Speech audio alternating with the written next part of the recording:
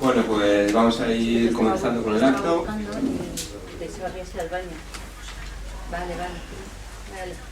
Hoy presentamos Nacho García Mostaza,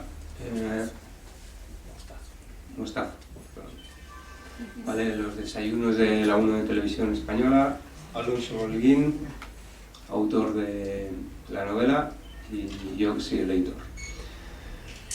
Bien, así como una pequeña introducción de quiénes somos y qué hacemos y demás.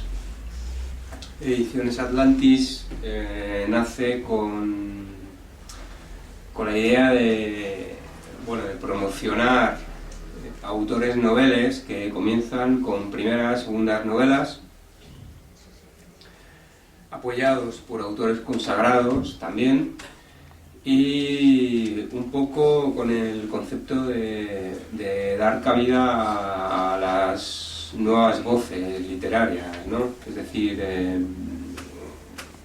hace tiempo autor novel significaba principiante, alguien que comienza a escribir, que no tiene por qué tener una calidad literaria demasiado alta. Sin embargo, hemos descubierto a lo largo de estos casi 10 años de andadura que llevamos en Ediciones Atlantis que no es así, ¿no? Es decir, hay primeras novelas, segundas novelas de autores que comienzan que están al mismo nivel de muchísimos consagrados. Y que no lo digo por decir, que llevamos ya 500 y pico títulos publicados en esta década y bueno, hay un poco de todo, ¿no? Pero es increíble la frescura que puede tener un autor novel que un autor consagrado con el tiempo va perdiendo, ¿no? Y toda esa imaginería y toda esa capacidad creativa que, cuando ya tienes una serie de compromisos editoriales y tienes que firmar una serie de libros cada X tiempo con una editorial, eso se va perdiendo, ¿no? Como digo, los autores noveles creo en general que tampoco tienen demasiado que envidiar a muchos consagrados. No por ello descartamos a los consagrados y de hecho siempre hemos intentado que estén un poco ahí con la idea de consolidar al principio las bases de la editorial y después la estructura, ¿no? Hemos contado bien como presentadores, prologuistas o demás con artistas, escritores de todas las índoles como Espido Freire, Joaquín Sabina, Rafa Reich, Aute, Gustavo Vidal, Rosa Montero, Ucalele, el médico forense José Cabrera, que tenemos una colección dentro de la serie Premium donde hoy presentamos Alfil Blanco, Peón Negro, una colección de ensayo, ¿vale? Hemos sacado varios personajes, Marilyn, Lincoln, ahora salimos en unos días con otro personaje también bastante puntero que no diré hasta que nos salga el libro, Leopoldo María Panero, Carlos Salem, Jesús Palacio, Leopoldo Alas y un larguísimo etcétera, ¿no? También hemos contado con personalidades dentro del mundo de la política como Esperanza Aguirre, José Bono o Gaspar Llamazares, un poco con la idea de no decantarnos por un lado u otro, sino mostrar un poco los distintos lados de la política, ¿no? Y hablando también un poco de política, cuando diriges una editorial tiene que estar evolucionando continuamente, ¿no?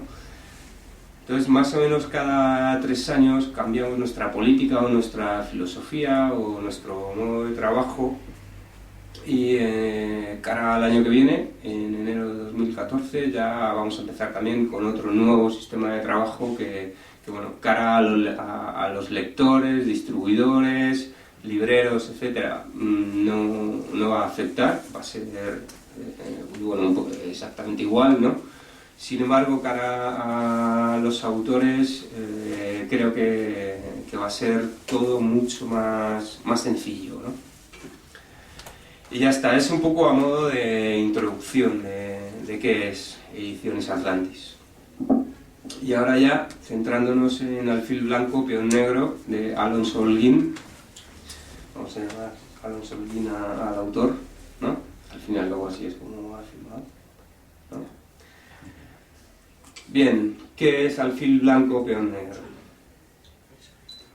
Entrando un poco con la parte argumental, Pablo es un agente de la Guardia Civil ya retirado y junto a su antiguo alumno y subalterno Markel trabaja en una peculiar empresa cuyos dos únicos empleados son ellos, dedicada a la eliminación de todo tipo de individuos indeseables por encargo de sus hermanos de la Guardia Civil. Mientras que Pablo se ocupa de realizar las tareas burocráticas, contables, análisis de la información, así como del contacto con los clientes, Markel es el agente de campo. Él es quien hace el seguimiento del objetivo, recopila la información para que sea analizada por el maestro, Pablo, y finalmente ejecuta el encargo, es decir, elimina al objetivo.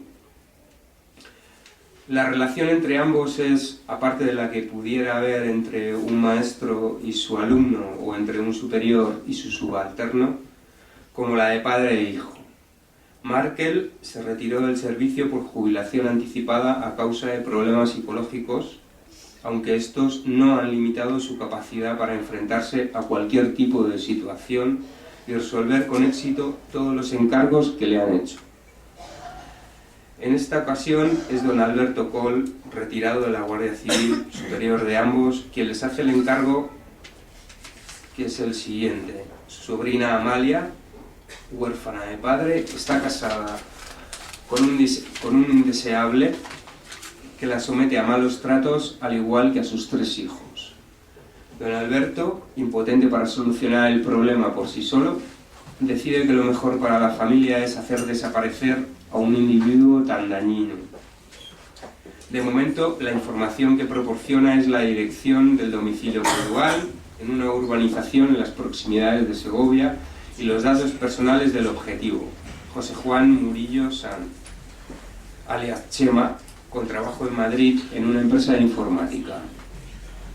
Con estos datos, los exagentes deben comenzar sus averiguaciones y comprobar si efectivamente el objetivo merece ser eliminado o no, y en caso afirmativo, cómo debe hacerse o, si por el contrario, el caso requiere de una solución distinta.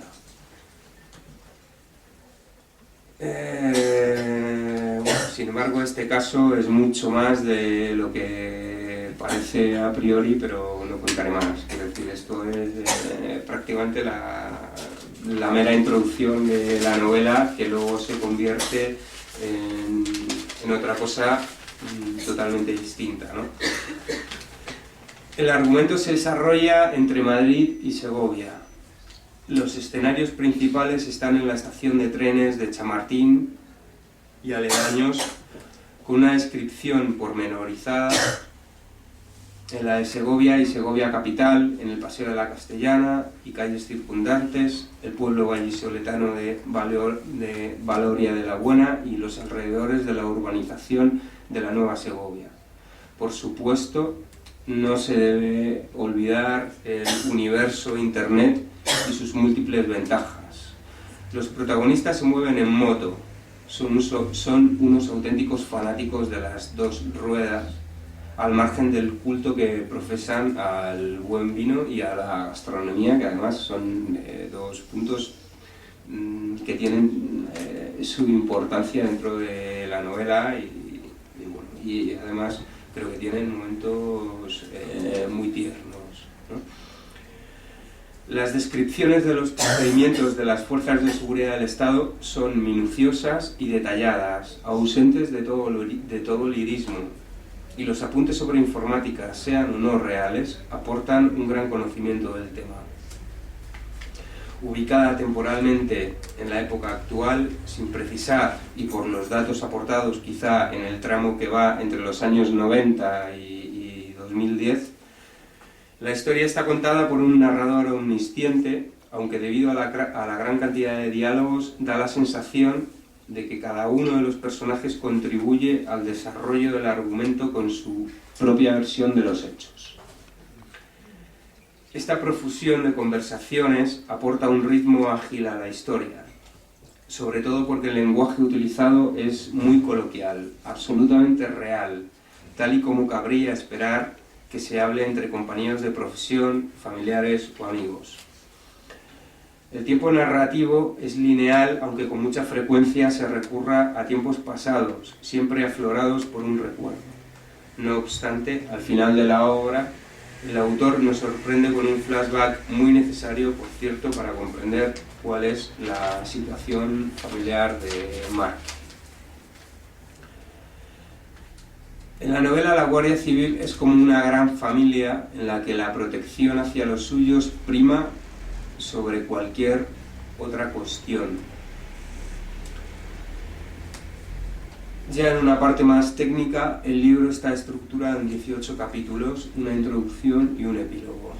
En la introducción el autor teoriza, el autor, narrador, a veces es difícil distinguirlos, teoriza sobre el juego del ajedrez, más exactamente sobre el movimiento y valor de las piezas dentro del tablero.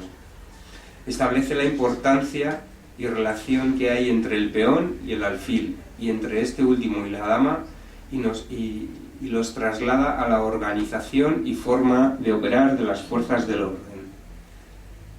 Los 18 capítulos están subdivididos a su vez en secciones que suelen estar tituladas, además de una forma bastante curiosa, ¿no? En cuanto al epílogo, está seguido por dos nuevas secciones, en la que la última está dedicada al momento en el que la vida de Merkel queda truncada.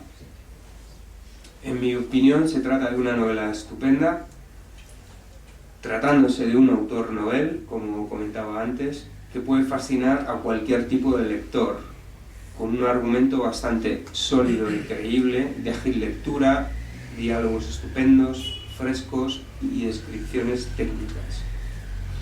En definitiva, una novela sorprendente, con ciertos giros argumentales, donde se nos muestra a un Markel resolutivo, eficaz, certero, con una increíble capacidad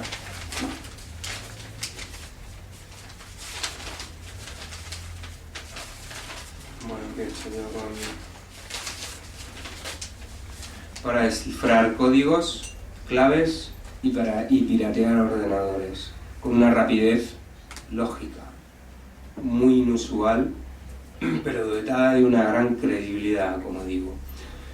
Y bueno, ya para cerrar, hay una frase dentro del libro que, bueno, tratándose de una novela policíaca, si fuera una película basada en una novela, hay una frase que yo creo que define totalmente el libro, ¿no? Que es: algunos encuentran sus límites, otros a la ley, y los menos a Markel. Bueno,